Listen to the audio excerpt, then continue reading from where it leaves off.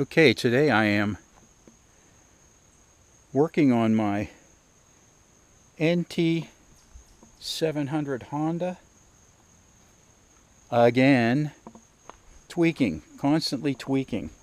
I'm just going to go over things that are non-stock on this machine. Some of the parts that have been changed I did, and some of the things that are changed on this machine were done by the original owner that I bought the machine from in November of 2023. Like he put this trunk on, which requires you buying the rack. Also, that rack is sort of rubber mounted. It wiggles. And it comes off with the key. Pretty handy that it comes off with, with the flick of the key, leaving just the rack, which bolts to this handy rack. But that's one thing. He also had these Healy bar risers on there. They are risers and setbacks. And they were on there when I bought it. I wasn't sure about them. I took them off and I just put them back on today. I just want to try them. I'll be able to tether my tank bag to this little loop here. I like the magnetic tank bags because they don't move. They stay put.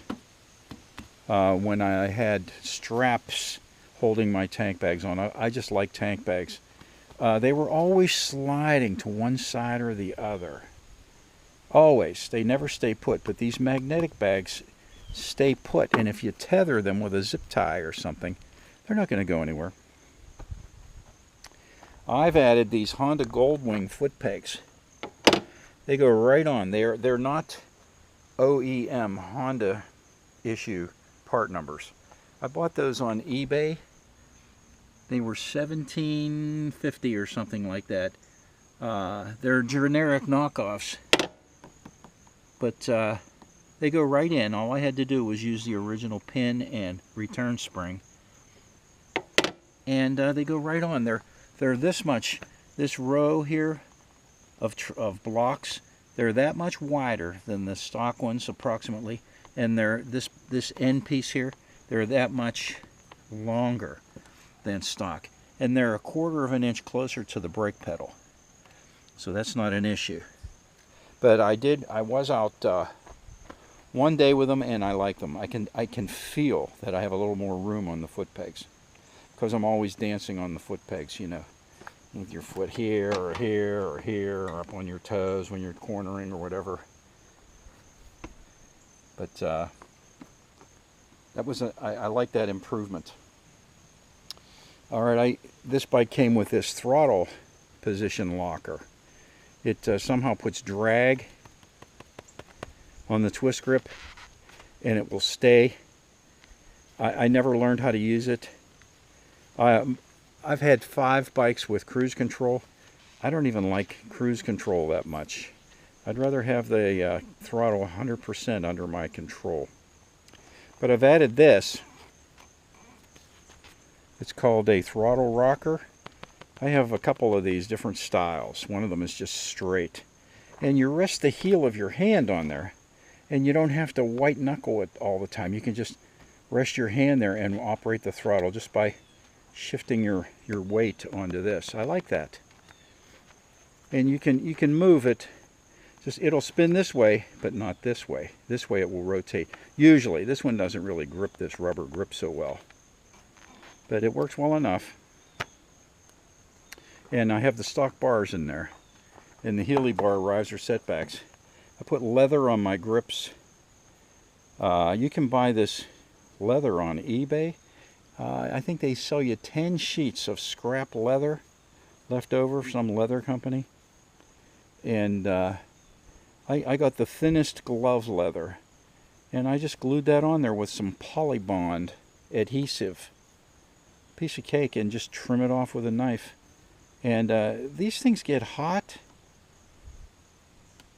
but worse than that, they get cold, especially if you're working the clutch in traffic or working the brake in stop and go traffic. That pulls the heat out of your hands on those cold mornings.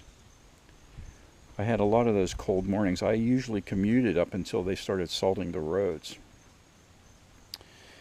Something I learned about this bike, I bought this at the end of October or the beginning of November of 2023 from the original owner with 7,500 miles on it. But one of the things I just learned today, this is not an ABS model, okay? But this has a linked braking system, okay? Spin the front wheel. Front brake locks the wheel, okay? Spin the front wheel and hit the back brake and it does the same thing. Now, Moto Guzzi invented that linked brake system back in 1979, at least. My 1979, my first Moto Guzzi SP1000 had a linked brake system that Moto Guzzi got credit for inventing. And the way it worked was, when you used the pedal, the front one rotor got 60 or 70% of the pressure, and a proportioning valve gave 30 or 40% of the brake pressure to the rear disc. That was for safety, okay? And the second disc on the front of that machine was controlled just by the front brake lever. This machine has the same system. Now, I remember I was selling Yamahas and Hondas. I switched shops right around 1980, I forget, 85, 84, right when the Harley tariff took effect. But I had a 86 Yamaha Venture that had that system. The pedal controlled one disc and the back brake. The back wheel got less pressure than the front rotor, and the handlebar controlled the second one. Honda Goldwings had that in the early 80s. I don't know about Suzuki or the Kawasaki Voyagers of those days. Kawasaki had a bike like the Goldwing or the Venture in those days called the Cavalcade. In my opinion, that was the Cadillac of them all. That bike it was 1400 cc V4, and that had a lot of stuff that the other bikes did not have. But this has a link brake system. I just found that out today. I tried spinning the wheel and hitting the brake. Here, let's do it one more time. Spin the wheel and hit the brake. Spin the wheel and hit the back brake. So this has a linked brake system. I did not know that. This has an aftermarket C. Bailey windshield. It gives a better flow of air to the rider off of the windshield. And I have to say, this is the smoothest air I've ever experienced on a motorcycle, because it's upturned here just slightly, if you can see that, and that doesn't make a pocket that the air is trying to get back in, I guess because of this, to equalize the pressure. It's just a good setup. It works well. I don't know how much they are, but I have the stock windshield too, and that is shaped completely differently. And whenever I set the valves, what was I doing? Oh, I was changing the spark plugs, the air cleaner, and the spark plug caps, which are defective on these machines once they get a little old. Honda almost did a worldwide recall on the spark plug caps. What's the spark plug cap? That's that plastic piece that is on the end of the spark plug wire from the coil that snaps onto the spark plug. They're hard plastic or whatever, Bakelite, whatever they're made out of. They're made by NGK.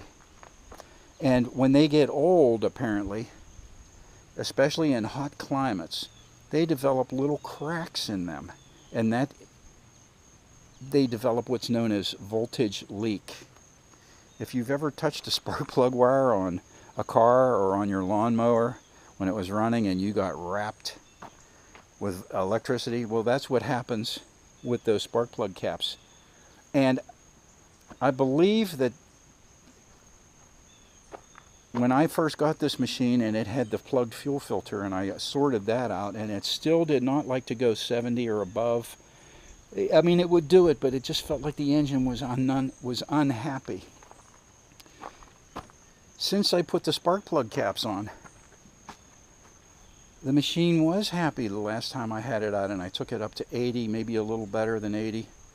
And I believe that this bike had that miss from those bad spark plug caps when I first said that these machines don't like to go above 70, because now it does, and I blame that on the bad spark plug caps. So it's not like its tongue's hanging out at 70 or 80 miles an hour. I think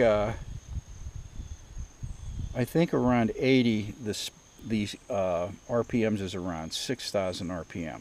I think somewhere between 55 and 62. It's not a lot.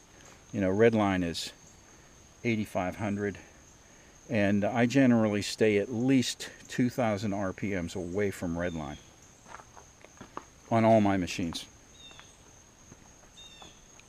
Okay, what else have I done?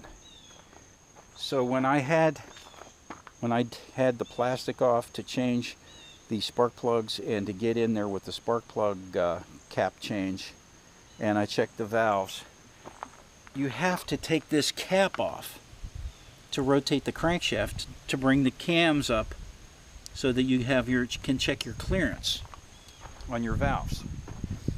Now, I know all the mechanics out there and the gearheads know why you have to adjust valves, why you have to check valve clearance. But just for those few people that don't know, you have to adjust valve clearance. If the valve does not have enough clearance, you're losing pressure as the piston comes up and squishes the gas into the squish band area, all right, before it lights the charge. All right, if it's you're going to have leak, you're going to have maybe misfire. If the valve is not closing all the way, you have to check your clearance. And the valve only cools, especially the exhaust valve, when it closes. When the valve closes, it's like the bottom of a wine champagne glass, the bottom, the base of a champagne glass. When that comes up and contacts the valve seat, that is when the valve transfers its heat to the head. And the head is water cooled or air cooled, depending on the engine. And that is what absorbs the heat. Heat travels from hot to cold. That's a law of physics. And these valves at high RPMs on a hot day, hot day really doesn't make a big difference inside the combustion chamber. But some of these valves glow. That's how hot they get, especially exhaust valves. Intake valves don't get as hot because they are cooled by the incoming fuel charge that isn't burned yet. But you have to check your clearance because you have to make sure that the valve closes completely, and so you maintain combustion chamber pressure, because you don't want, if it doesn't close all the way, it will leak. And you don't want it to be late because your performance will drop, and you'll hear a lot of clicking, ticking from your valve train because there's too much clearance. It's better to hear ticking than to hear a little popping back through the intake manifold. When I bought my Moto Guzzi V7 Sport, V11 Sport, I mean, the most uncomfortable motorcycle I ever owned. But when I bought that, I would be sitting at a light and it would be boom, boom, boom, boom, boom, boom, boom, boom, boom, boom, boom, boom. It would kick every once in a while. And I knew immediately this thing has a tight valve. And when I checked the valves, yes, it had a tight valve. I forget, I think it was the exhaust valves. Nice thing about Moto Guzzi's, you can check and change your valve clearance just using two tools. A feeler gauge and I think it's a 13mm box wrench to loosen the nut on the rocker. Put a feeler gauge in there, tighten it down, you're done. And 6 or 8 Allens to hold the valve covers on. You don't even have to take the gas tank off on a Moto Guzzi to check or change the valve clearances. You had to do it about every 3,000 miles too. I did it every time I changed the oil. But the original plug was, I couldn't get it on. I tried my Allen wrench that fit in there okay, but somebody had tried earlier and rounded this off. I guess they were using an American one in this metric slot, and they screwed it up, and I couldn't get it out. So I had to chisel it out. And I have that video on YouTube showing how you chisel these out. I've chiseled a few bolts out in my day. So that's different. And of course I added the sheepskin. I bought this on eBay. I think it was 20 bucks or 25 bucks. It came all the way from Scotland, where they know a thing or two about sheep. And it's amazing. These things are cool when it's hot, and they are warm when it's cool. And we're in the middle of September 2024 here, and it's noticeably cooler. Like today, it's only about 67 degrees here north of Pittsburgh a little bit. So, and I've added, I put these on all my bikes, these little bells. That's for when I see somebody I know, rather than blast them with the horns, I just will ding the bell, and instead of somebody looking at me and what's this idiot beeping his horn for, I do that and I get a smile.